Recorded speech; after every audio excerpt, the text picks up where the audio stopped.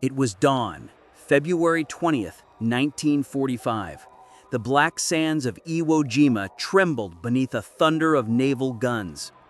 Over 450 American ships had gathered offshore, their barrels vomiting fire into the volcanic island.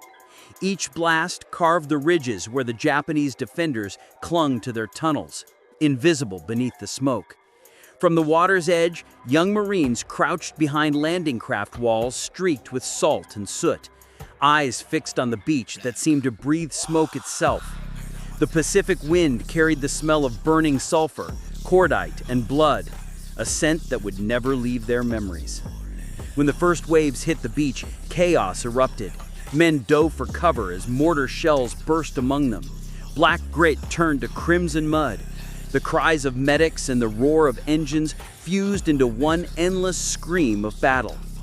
Amid this pandemonium, the Marines did something that left Japanese observers speechless. In the middle of the fight, while bullets cracked overhead, several men dropped to their knees beside a fallen comrade.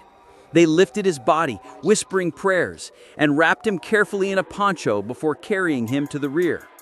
Nearby, Japanese officers watching from observation posts couldn't comprehend what they were seeing. Why would a soldier risk his life to honor the dead when the living battle still raged? For the Japanese defenders, forged in the code of Bushido, death in battle was sacred but impersonal. A warrior's life was owed to the emperor, not to the man beside him. To die in service was duty. To grieve was weakness. Yet the Americans, with their letters home, their photographs tucked in helmets, and their chaplains kneeling beside the wounded, treated every death as an act of remembrance.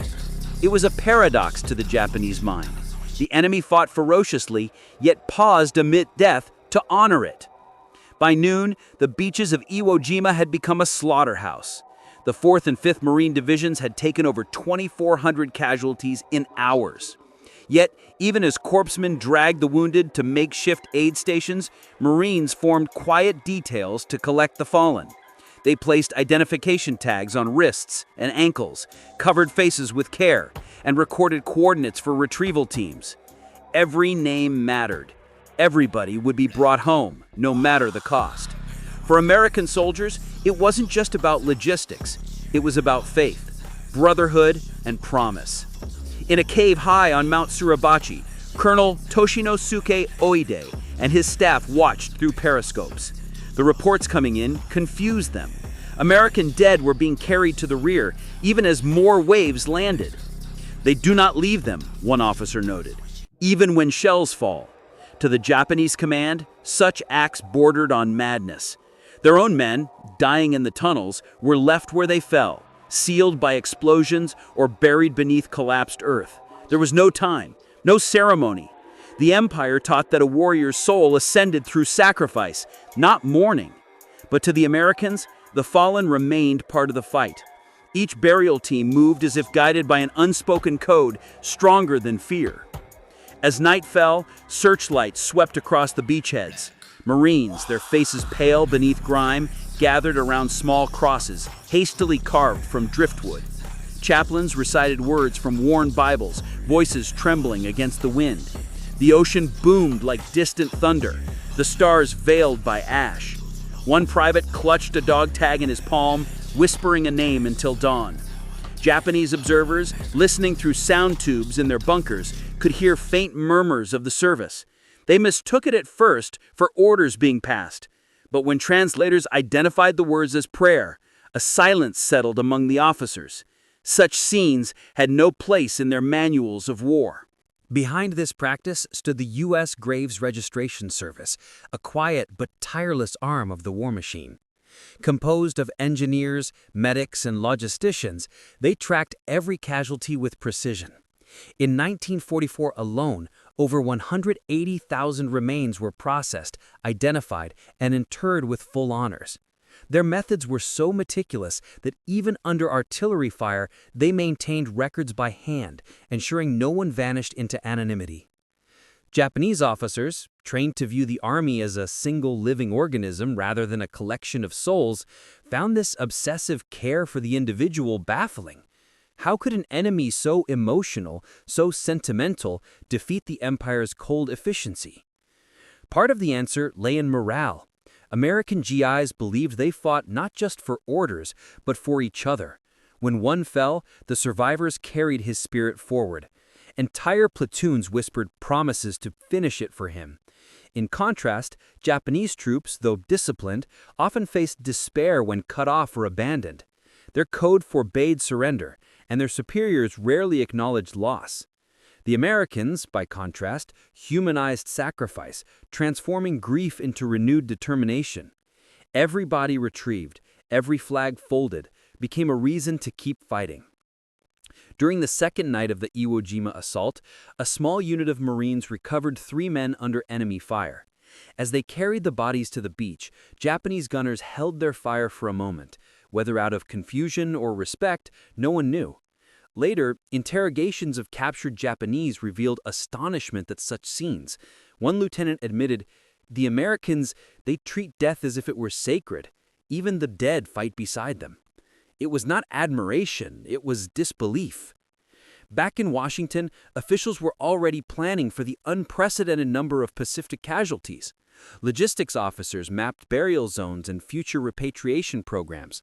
The War Department pledged that no American would be forgotten, a moral commitment that extended even as the war's brutality deepened. It was a promise broadcast in every hometown newspaper. Every fallen hero shall rest in honor. That message filtered back to the front lines, giving soldiers the unspoken assurance that their sacrifice would have a name, a grave, and a nation that remembered.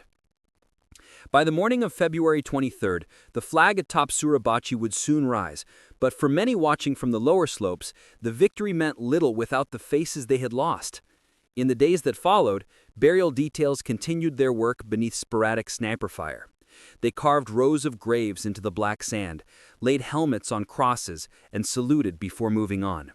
Japanese observers, still hidden in the caves, saw the ritual again and again. To them, it was madness, yet undeniably powerful. These Americans, they thought, fought like men who already carried their dead beside them. As the smoke cleared and the beach fell silent, a Japanese captain turned to his aide and murmured words recorded later in an intelligence report. Their strength is not only in weapons, it is in the way they remember. The remark would linger long after the island fell, echoing across ruined tunnels and into post-war reflection. For the Japanese, it was the first glimpse of a truth they had never imagined, that in war, memory itself could be a weapon. The world would soon see how far that belief reached. In the coming weeks, as both sides bled on the Pacific Islands, the rituals of honor and remembrance would shape not only morale, but destiny. And on one unforgettable night, American soldiers would again risk everything not for victory, but for the sacred duty of bringing their brothers home. The secret behind the American soldiers' unshakable commitment to honor the fallen was more than moral conviction. It was engineering, logistics, and meticulous planning fused into battlefield doctrine. From the earliest moments of the Pacific Campaign, the U.S. Army had invested in systems that ensured every casualty could be accounted for, identified, and recovered. The Graves Registration Service, a corps of specialized officers and technicians, moved like shadows behind the front lines. They carried portable scales, dental record kits, and meticulously coded ledgers, cataloging each body with a precision that confounded Japanese intelligence. At Tarawa, Guadalcanal, and Saipan, these teams had tracked over 20,000 fallen soldiers by mid-1944, and yet continued under bombardment and fire, an invisible backbone to every Marine operation. The Japanese, who observed these operations through binoculars and sound tubes, were bewildered. They stopped to collect their dead while artillery rains down. They act as if each man is a fortress unto himself. But the reality was methodical. Every squad was trained to mark coordinates of fallen comrades using waterproof maps, dye markers, and even flares at night. At Iwo Jima, small reconnaissance units scouted the black volcanic sands, identifying burial zones that could be reached safely, while engineers built temporary roads and reinforced paths to move stretchers and heavy litters. These systems were the work of Army engineers, logisticians, and medical officers who had honed the practice since the North Africa campaign. U.S. Army Engineer Corps Operational Manual 1943. The Americans' advantage extended to communications. FM radios, produced by Motorola engineers in Chicago, allowed battalion commanders to relay precise positions of casualties in real time. The radios, compact yet powerful, operated on frequencies between 38 and 44 megahertz, with a range of 3 miles through dense jungle and volcanic terrain. Japanese forces, relying on field telegraphs and runners, could not comprehend how the Americans coordinated body recovery while under fire. They communicate with ghosts, one Japanese lieutenant supposedly reported after observing a night recovery on Tarawa. It was more than tactical. It was psychological, an unrelenting signal of control amid chaos. But equipment alone was not enough. The Marines incorporated their engineering units into the same flow.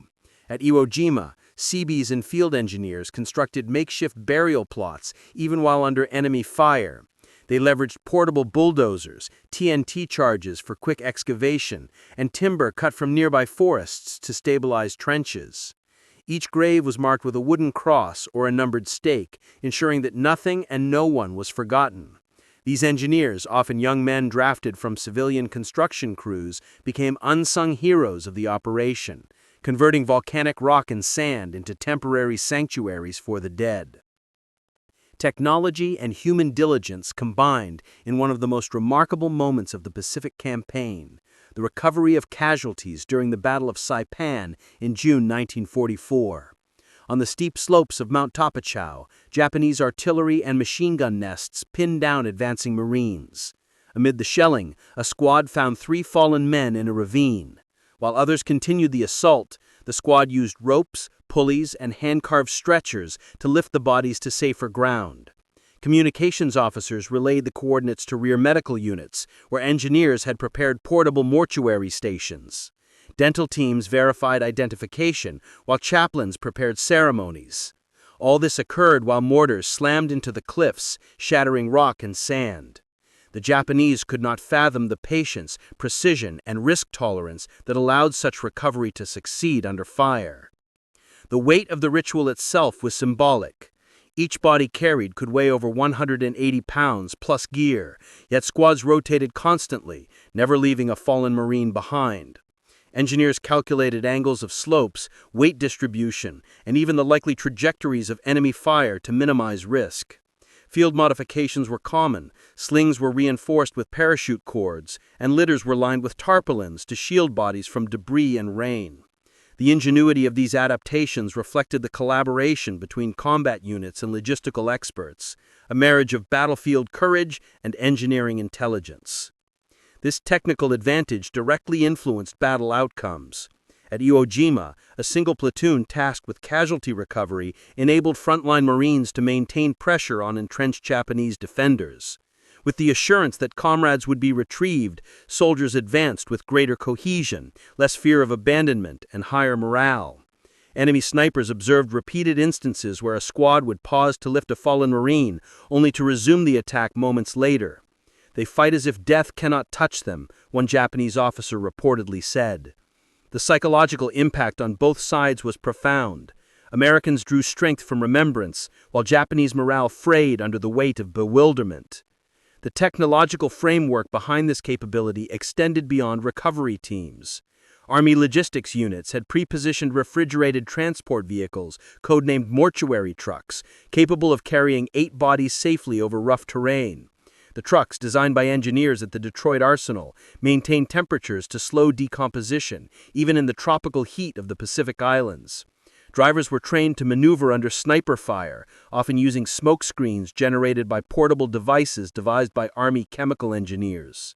The Japanese, unaware of these systems, were left with the impression that the Americans' dead never decayed and that they moved as if animated by the living. The apex of this meticulous integration occurred during a night engagement on Saipan's northern cliffs. Japanese counterattacks sought to dislodge a Marine company holding a strategic ridge. As artillery shells exploded around them, Marines retrieved 3 fallen comrades. Chaplains whispered prayers, and engineers reinforced the temporary grave with sandbags. The process took 30 minutes, yet the company maintained its defensive position. By dawn, everybody had been accounted for, documented, and secured. Enemy observers, exhausted and frustrated, recorded in intelligence logs, "They honor their dead while still killing us. It is impossible to match such resolve." This hidden advantage, combining engineering, logistics, communication, and morale, became a force multiplier across the Pacific. It shaped every engagement where Americans faced numerically superior or entrenched enemies. While rifles, artillery, and armor inflicted casualties, the invisible machinery behind honor and remembrance amplified cohesion and fighting spirit. No Japanese doctrine accounted for this fusion of ethics and engineering. No battlefield manual prepared officers for an enemy that could grieve in motion, that could carry its dead as a tool of persistence and psychological warfare. By the close of the Saipan operation, American soldiers had recovered over 1,200 bodies under fire, cataloged them meticulously, and conducted burial rites without compromising combat effectiveness. The combination of FM radios, field engineering, medical precision, and disciplined squads created a system the Japanese could not comprehend. What they saw as sentimentality, the Americans used as strategic leverage, a weapon in itself, invisible yet unbreakable. And as dawn broke over the island, every soldier who survived carried not only a rifle, but also the assurance that no brother would be abandoned, that every life had meaning, and that even in death, they fought together. The influence of honoring the fallen extended far beyond the individual battles. It became a strategic and psychological force that shaped the entire Pacific campaign. Across islands and atolls, American soldiers carried with them not just rifles and grenades, but an unshakable commitment to their comrades. Every burial detail, every cross carved into volcanic sand, and every body retrieved reinforced a culture of resilience and unity. Commanders quickly understood that morale and cohesion were inseparable from combat effectiveness. In the jungles of Guadalcanal, during the fierce fighting around Henderson Field, it was not firepower alone that kept the Marines holding line after line of Japanese assault. It was the certainty that no one would be left behind. Japanese interrogations revealed the deep psychological impact this approach had on enemy forces. Captured officers and enlisted men alike recounted their disbelief. The Americans treated each death as a solemn event, a continuation of the fight in a different form. Their strength is endless because their dead guide them forward, one lieutenant supposedly noted, the words echoing across post-war intelligence reports. In battles where ammunition was low, terrain was unforgiving, and casualties mounted, American soldiers drew energy and determination from the very act of remembrance. Each flag folded over a stretcher, each whispered prayer became more than ritual. It was a tangible reinforcement of purpose. Engineers and technicians played a crucial, often unseen role in sustaining this system. Field mechanics repaired mortuary trucks and stretchers under fire, maintaining mobility even in the most hostile environments. Communications teams kept FM radios operational despite humidity, salt, and explosive shockwaves. Dentists and medical technicians documented identifying features with astonishing accuracy, ensuring families would later know the fate of their loved ones. These contributions were as vital as artillery or infantry maneuvers, forming a silent network of expertise that allowed frontline units to fight without hesitation. The impact on Allied operations was profound. Commanders began to see that honor and efficiency were not mutually exclusive, but mutually reinforcing. When soldiers were confident that their fallen comrades would be retrieved and remembered, they advanced with a cohesion that Japanese forces could not penetrate. In Okinawa, the retrieval and identification teams followed forward alongside infantry, navigating minefields and sniper zones. Casualty recovery became a force multiplier, not a distraction, preserving combat power while reinforcing the moral code of the troops. The Japanese, unable to replicate this system within their rigid doctrines, found their own troops' morale eroding even when positions were held or reinforcements arrived. The human cost of this approach was immense, but calculated. In Iwo Jima alone, over 6,800 American casualties occurred, with retrieval teams operating under continuous bombardment. Yet the meticulous recovery operations ensured that the majority of these soldiers were accounted for, their identities preserved. In post-war assessments, veterans frequently cited the knowledge that fallen comrades would not be abandoned as a critical factor in their own survival and willingness to fight under extreme conditions. each body recovered was a lesson in both compassion and operational foresight, a testament to the integration of heart and strategy in warfare. Beyond morale, this commitment reshaped doctrine. The Pacific campaigns demonstrated that logistics and engineering could extend beyond supplies and ammunition, incorporating human dignity as a tactical tool. Post-war military studies cited these practices as a precursor to modern network-centric operations. Battlefield awareness extended not only to enemy positions, but also to the status of every soldier, living or dead. American forces had inadvertently created a psychological and moral warfare paradigm that would influence Cold War strategy, humanitarian operations, and even modern combat recovery doctrine. This system also left an enduring impression on post-war Japan. Officers who survived the war recalled with a mixture of awe and bitterness the relentless dedication Americans displayed to their dead. The contrast between Japanese impersonal sacrifice and American reverence became a recurring theme in memoirs and intelligence analyses. "They fight as if memory itself is armor," one former officer reflected decades later. It was not simply battlefield tactics that confounded them. It was the cultural and logistical integration of remembrance into combat strategy, a combination that Japanese training had never accounted for and could not emulate. American pride in these practices manifested quietly but powerfully. Chaplains, medics, and engineers received commendations not for heroics in battle, but for maintaining the sacred chain of remembrance under fire. Entire units carried the ethos forward, from the beaches of Tarawa to the mountains of Okinawa, ensuring that no act of courage or sacrifice went unnoticed. Veterans described the act of honoring fallen comrades as a moral imperative, a discipline that hardened them as soldiers and sustained them as men. These rituals reinforced camaraderie, built resilience, and allowed soldiers to face horrors that would otherwise have been psychologically unbearable. The lessons extended beyond the Pacific. During the Korean War, Vietnam, and even the Gulf War, military planners incorporated casualty retrieval, identification, and memorialization into operational doctrine. Engineers and logisticians continued to innovate. Refrigerated transport, field mortuary units, and rapid identification systems evolved from the foundations laid by the Pacific campaign teams. The principle was clear: a military that values its dead preserves the fighting spirit of the living, and the psychological edge of honoring sacrifice can be as decisive as any weapon system. In the end, the Americans' ritual of honor became inseparable from their combat identity. It was a battlefield philosophy encoded into every squad, every officer, and every engineer who toiled under fire. Japanese officers, observing from caves, bunkers, and cliff edges, recorded only fragments of understanding.